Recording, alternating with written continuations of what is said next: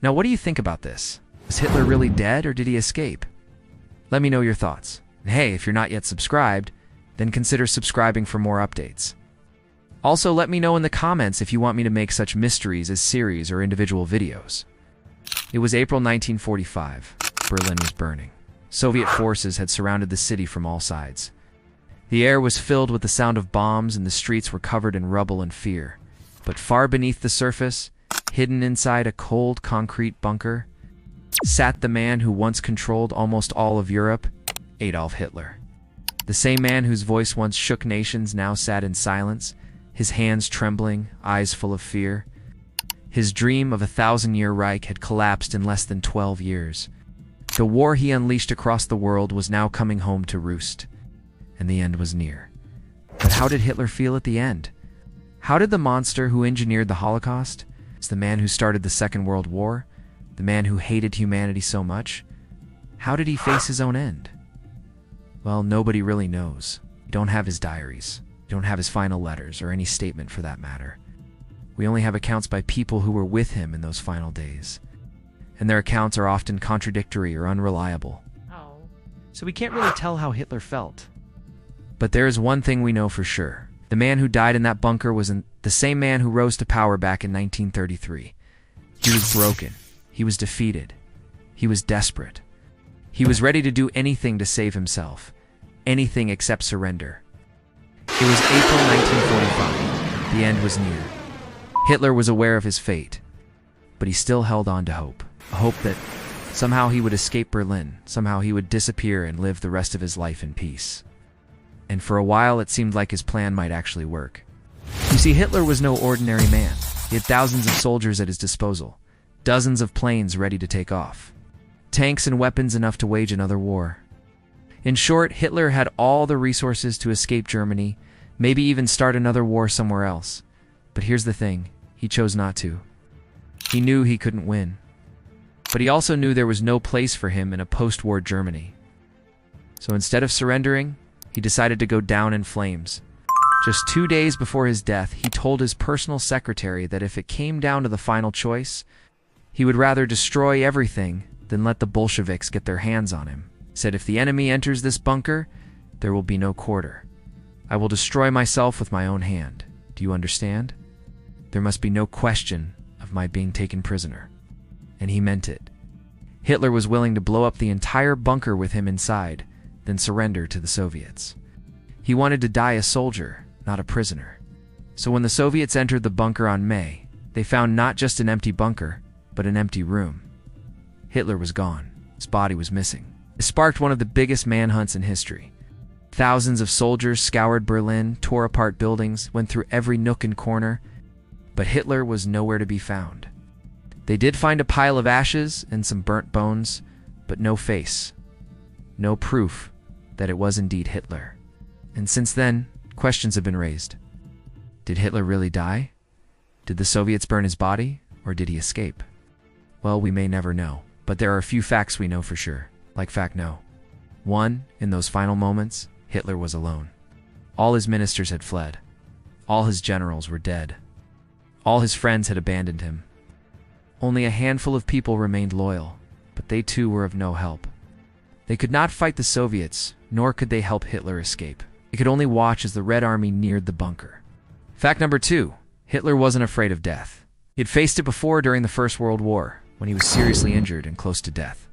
He wrote a letter to his family and calmly accepted his fate. He later told his friend, "I am not afraid of an early death. I know what it is. I have already looked death in the face. I know its icy fingers. I know that it is nothing to be afraid of." And it seems that in the end, he kept his promise. Hitler wasn't afraid to die. In fact, he welcomed it. Fact number 3, Hitler was in love. Yes, you heard that right. Despite being married, despite having a son, Hitler was deeply in love with a woman named Eva Braun. She was young, beautiful, and unlike Hitler, optimistic. She believed that Hitler would win the war. When he lost, she tried to convince him to leave Germany and start a new life elsewhere. She wanted him to escape and live, even if it meant leaving the world he built. But Hitler wouldn't budge. He refused to run away. He refused to hide. He wanted to die in Berlin. So on April, just one day before his death, he married Eva. It was a civil ceremony inside the bunker. Nobody attended it. No guests, no congratulations. After the ceremony, Eva changed into a long black dress and waited for Hitler. Later that evening, the couple shared a drink and discussed their plans for the future. They talked about living in Argentina, starting a new life far from all the chaos. Hitler told her about his fears, about the pressure of running a nation, about the loneliness at the top. And strangely, this is one of the only instances where Hitler is heard to be vulnerable, weak. Even his closest aides reported that in those final moments, Hitler appeared calm, strangely happy, even cheerful. Let me show you some letters he wrote to Eva in those final days. My dearest, my sweetest, my life, my all, soon we shall not be parted anymore. Death is no more a dark valley for me. Everything will be light and joy. Only the hateful, malicious swine cannot imagine this. Another letter reads, my only, my life, my joy, I am completely well. What I feel is something glorious, something bright. My heart overflows. You and I shall soon be together again. Only the hateful, malicious swine cannot realize this. One last letter, my precious. Think of the wonderful, joyful life which awaits us in the South Seas. Only the hateful, malicious swine cannot dream of it. I feel so lighthearted, so joyful. Now these don't sound like the words of a dying man, as he mentions death, but he doesn't fear it. In fact, he welcomes it. He sees it as a reunion with his beloved Eva. So here's what we can gather from these letters, from his talks with Eva. Hitler was broken, yes, but he was not afraid. He was desperate, but he was not violent. He was defeated, but he was not bitter. He was willing to die, but not before taking everyone along. In the end, Hitler and Eva spent 40 hours together. They drank, they talked, they planned their future, and then they both took a lethal dose of cyanide. Hitler shot Eva, then shot himself. That's what the official account says. But some reports mention that Hitler handed Eva a gun and asked her to shoot him. If that's true, then we can say that in the end, Hitler wasn't just a ruthless dictator, he was a romantic too. So that's the story of Hitler's last days. I hope I was able to answer the question that haunted the world for over 78 years. How did Hitler die? However, I may not have been able to answer all your questions. And after all, we don't know if Hitler really died in that bunker. But what we do know is that if he didn't die that day, he should have died soon after. You see, Hitler's body was burned, his teeth were extracted, his jawbone removed.